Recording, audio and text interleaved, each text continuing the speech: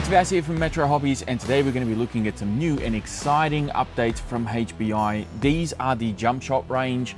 They've been around for quite some time, but these are the new updated versions. They are brushless, they are fast, and they've been beefed up a little bit, so let's take a closer look.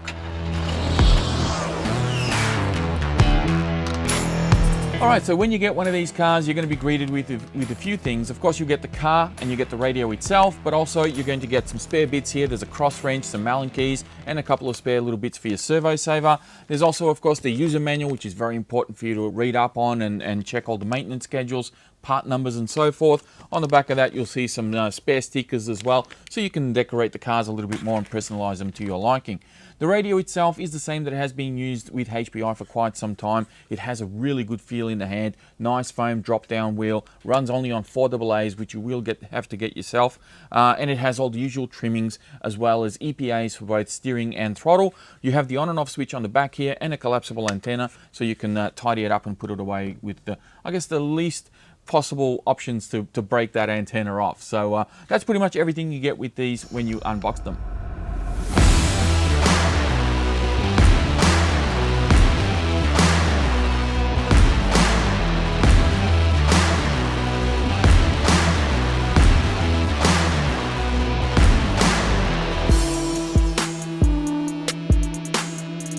So the first car we're going to be looking at here is the Jumpshot ST. So this is the stadium truck version. So as you can see here, it has a beautiful blue body with a nice spoiler on the back. The body itself is actually quite rigid and looks very solid. So this looks as though it's going to actually take a little bit of abuse, which is nice to see. Now the thing with the Jumpshot series is that all of them actually have a twin vertical plate chassis, what's known as a TVP chassis, which means that there are 2 vertical plates kind of squishing everything in between, and that gives it its rigidity, its integrity for the chassis, what makes it very strong. This is kind of a signature trademark from HPI. They do this with their Savage trucks as well, and they've done the same thing with the Jumpshot here. Now between all 3 cars, there are some subtle differences between them as far as the chassis goes. We'll cover that off in a little bit. But as you can see here, we have our ESC down at the back, which is connected to the 4000 kV brushless motor. Our receiver box, which is actually all sealed and waterproof, is at the front here with just a little antenna sticking out. Suspension wise, actually feels really nice and plush. We also have adjustable body posts, which means you can alter the position of the body, and if you decide to get any aftermarket bodies, you can adjust those as well to suit the truck. The tires actually feel really good. They feel nice and soft rubber, look as though they're going to grip really well. They got really nice foam inserts in them as well. You have fixed camber links on both front and rear, but you do have some adjustment toe links on the front in case you want to play around with your steering settings there. Servo is mounted all the way up the front here, just behind the little tiny front bumper they've put there. You've got a servo saver on the back, and then the battery loads up from underneath. So there's a little body pin just under here. You open up the lid and you can replace your battery as you're running. This means that you don't have to remove the body every time you want to swap out batteries. So a really good, clever design. You've got an adjustable slipper clutch on here as well with a little rubber door that you can access on the back. So if you need to adjust your slipper clutch, you can do that as well. So that is the Jumpshot ST. So let's move on to the next one.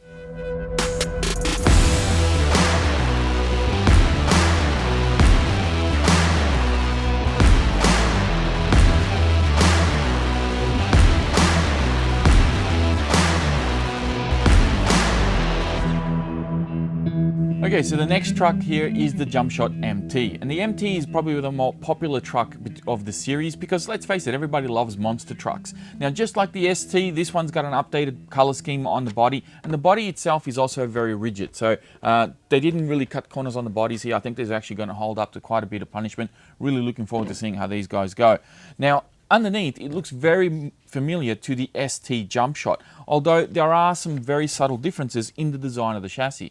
Because monster trucks generally sit up a little bit taller and they have a slightly higher ground clearance, not only have they gone for a bigger tyre here, obviously to suit the monster truck theme, but they've also, I guess, raised the chassis, so they've kind of kinked the chassis in the middle to bring everything up a little bit and give you a little bit more ground clearance. So this still has the adjustable body posts, still has very good suspension on here. The servo and everything is exactly the same as the ST. The ESC is in the same position along with the receiver box, and it's still running the same 4000 kV brushless motor.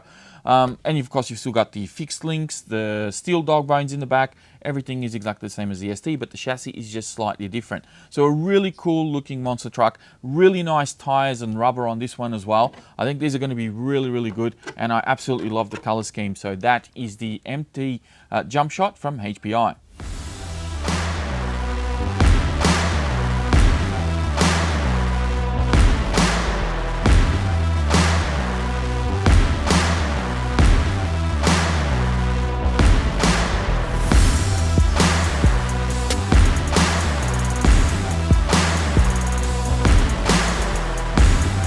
Okay, so our last truck in the Jumpshot range is the Jumpshot SC. So this is the short course truck version of these particular cars. And this again looks fantastic. I really like the body design on this. It looks very racy, it's very modern as well. It has these little fins on the back here which kind of add to stability. Believe it or not, these actually do play a part in the way that the truck handles. So I really like the way that the HPI have done this. There are no vents or anything like that on the truck, but there are provisions for vents, and we'll talk about that in a second as to why that might be a thing that you want to do. So the body itself, just like the other two cars, really nice, feels nice and strong. I think again it's going to take quite a bit of punishment. I'll put this over to the side because it's so big. And as you can see, this is a much longer truck. So the chassis again is a TVP chassis, but they've extended it. So it's a really nice low slung chassis, but obviously a lot longer. And then of course you have these two big bumpers on the front and rear of the truck. So a nice big beefy bumper on the front here to protect against impacts. And then of course you got the little mud flaps on the back of the rear bumper, which adds to the realism because these are scaled trucks. They are based on the real thing. And then a nice big bumper back there as well. Same thing with the steering and camber links, steel dog bones. The same power system is in here as well with the brushless ESC and brushless motor. And of course you got your water sealed receiver box in the center there. Again, the tires feel really nice. The rubber on these feels fantastic, along with the foams inserts that they've done. Now there is one catch with this truck, and that is because unlike the other two trucks that have the really kind of slender, slimmer bodies that hug the chassis a little bit, when it comes to jumping short course trucks like this, these are prone to what's known as parachuting, which means that when you jump the truck, because the chassis is so narrow, there's a lot of air that's going to get inside the body here. And as the truck is airborne, the truck can lose its, I guess, stance, its shape, and kind of land a little bit wrong. So if you're planning to do really big jumps, these two would probably be a better pick for you, whilst the short course truck is really good for just all-round general bashing or some smaller jumps where parachuting is not going to be such a big factor. Now, as I said about the vents, there's no ventilation on these trucks, but there are provisions for them on the back and on the front, even over the actual wheel arches themselves. You can actually cut some of these little holes out for ventilation. I've even seen some people cut out the windows themselves, even if they're just halfway. Kind of looks like they've been halfway wound down, just to allow for some airflow to come through as they're jumping the vehicles and kind of minimize that parachuting effect.